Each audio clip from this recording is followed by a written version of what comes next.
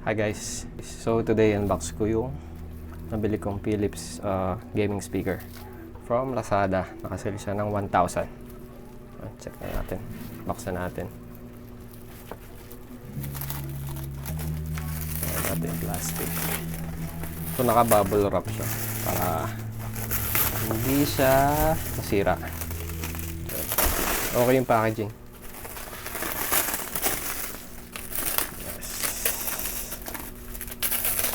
Dami.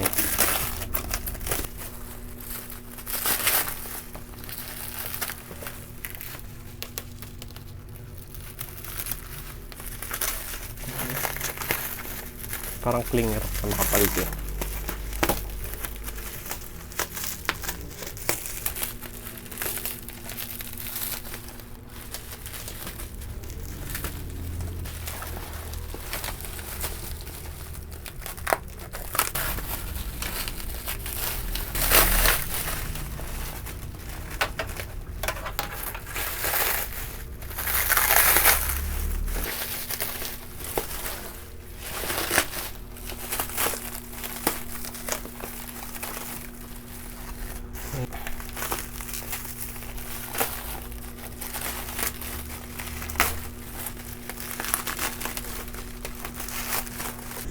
Gaming speaker from HP.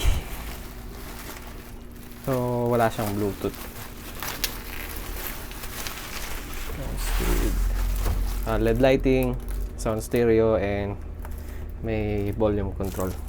Volume wheel siya dito. Ayan. Siya. So okay yung packaging niya. HP standard 2 years limited warranty. So may 2 years warranty to. Ako 2-year warranty.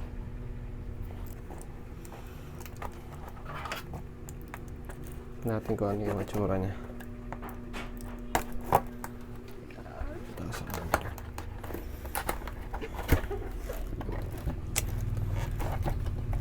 Yan. So tama na yung bigat niya. Hindi siya gano'ng kabigat. Or 1 kilo.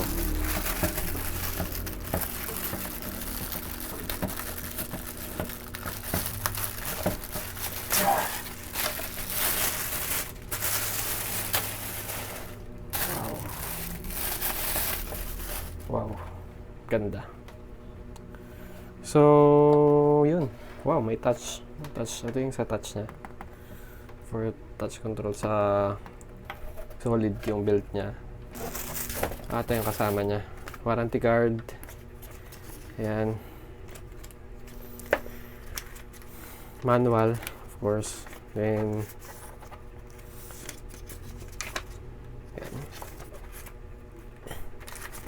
dual speaker siya. So ito. Dual stereo.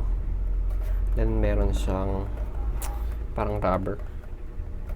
So try naman natin yung sound quality nito. Sulit ba? Sulit ba siya sa 1,000? So yun guys. Welcome back. Test na natin yung sound quality ni HP. HP siya, hindi siya Philips ha. Again, it comes with standard USB cable and 3.5mm jack. So, tatry natin yung sound quality nga. Pasensya na sa fan ko kasi sira aircon. So, yun. Wow. Wow. Off ko. Trust my intuition's always.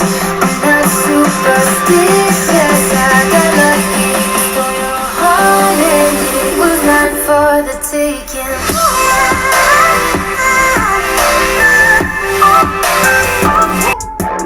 Nathan's here with all the ice on in the booth. At the gate outside, when they pull up, they give me loose. Yeah, jump out, boys. That's Nike boys hopping our coast. This shit way too big. When we pull up, give me the loot. Was off the Remy, had up at post. Had to hit my old town to duck the news. 2-4-hour lockdown, we made no moves. Now it's 4 a.m. and I'm back up popping with the cold. Target is under contention. The target is under contention. This is Dolby Atmos.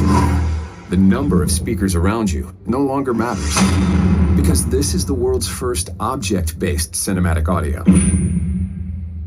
With powerful moving audio that transcends from channels to moving around you with pinpoint accuracy.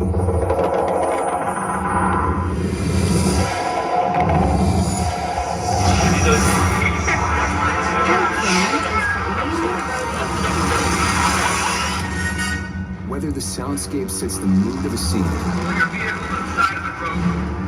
Whoa! What is this place? Come on, you guys, let's go! Or captures the full extent. And pure energy. Energy that is about to reveal an entire universe of color. You've never experienced in the cinema. So yun guys, tapos na yung ating sound test. Kung mapapansin nyo, yung bass niya hindi ganun ka-punchy unlike the Beats and Edifier speaker. Pero yung surround sound niya, grabe, parang sobrang immersive, parang nandun ka sa movie. And yun guys, sobrang sulit na ito sa 1,000. Lalo na dun sa mga gamers or hindi naman kayo brand conscious or gusto nila yung mga high-end na ano. So hindi siya high-end speaker. Hindi siya tulad ng iba na nag-synchronize yung RGB light dun sa kung ano yung pinoproject sa screen or music or sa video. Hindi siya ganon. Hindi siya, kumbaga random lang yung pag-change ng colors. So unlike dun sa sinasabi ko na mas high-end.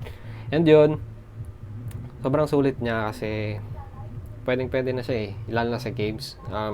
Nadi-deliver niya naman ng maayos yung mga na-expect mong i-deliver niya from your laptop, from your game, from your videos. So sobra. So yun guys, thank you sa panonood ng aking vlog or review sa HP speaker. HP to, hindi Philips ha. So yun, ilalagay ko yung link below, and please like, share, and subscribe sa channel. Bye guys.